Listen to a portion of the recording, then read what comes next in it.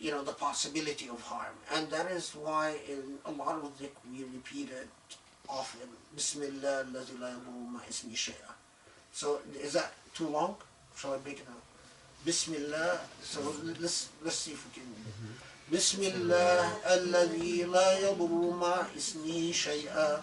Bismillah alladhi la yadurru ma ismihi shay'an. Bismillah alladhi la yadurru ma ismihi shay'an. Bismillah alladhi la yadurru ma ismihi shay'an. Bismillah alladhi la yadurru ma ismihi shay'an.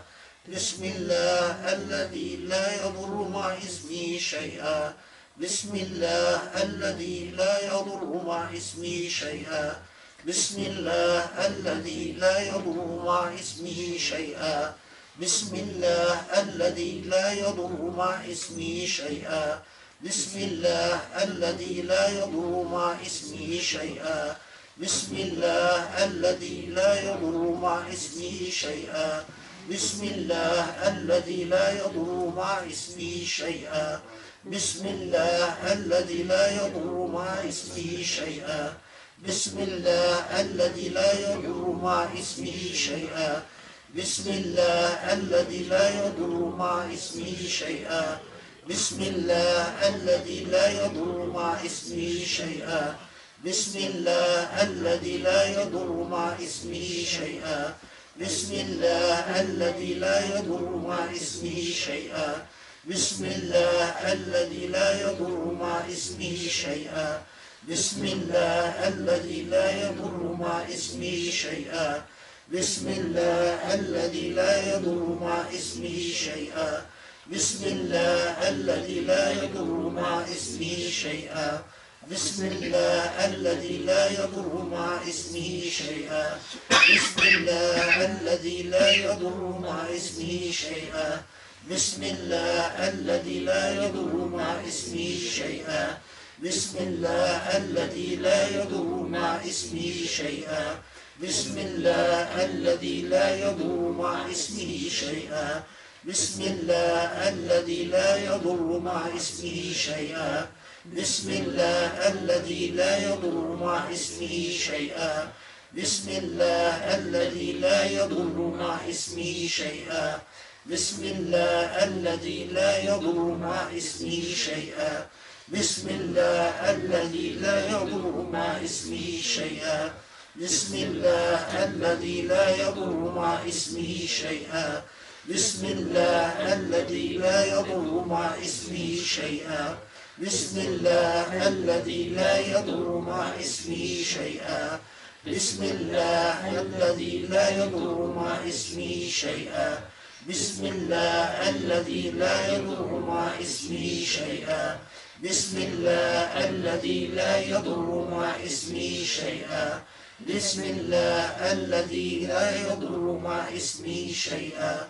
Bismillah alladhi la yadurru ma ismihi shay'an. Bismillah alladhi la yadurru ma ismihi shay'an.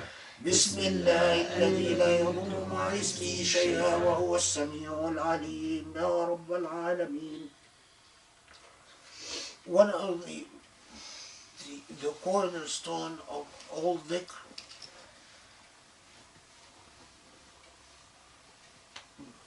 is Allahumma ya nur in'am alay binurin. Allahumma ya nur in'am alay binur. Let's make it easy. Allahumma ya nur in'am alay binur. Allah, O light. Allah is the essence of light. The greatest blessing, the greatest gift of Allah can give a human being is the gift of light. Light that pervades you, surrounds you. Now, if you're able, if you get to that stage, you can actually see if a light surrounds a human being, or what we say is darkness, but it's really bluishness. It's sort of a dark bluish hue, which is basically the absence of light around a human being. It's, as Allah says, it is not your eyesight that goes blind, but your heart.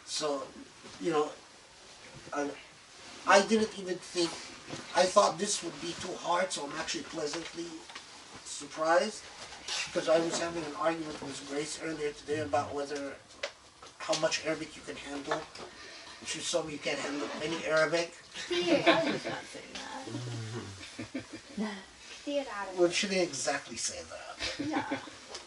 I said if you were going to have the Arabic, then we should know what it means. Yeah, she wanted me to provide Yeah. translations. Otherwise, it's just nice sounds, but we have no clue what it means. I'm going to stick with my rule.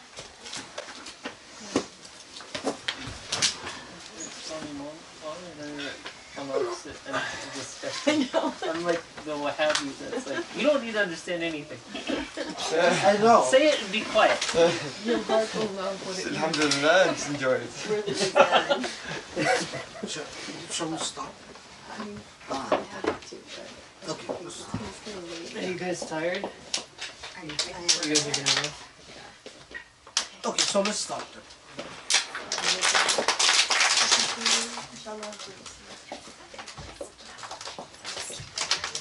Now that I actually know you can handle this, we'll take it a notch higher next time. Do you think, like, can you, like,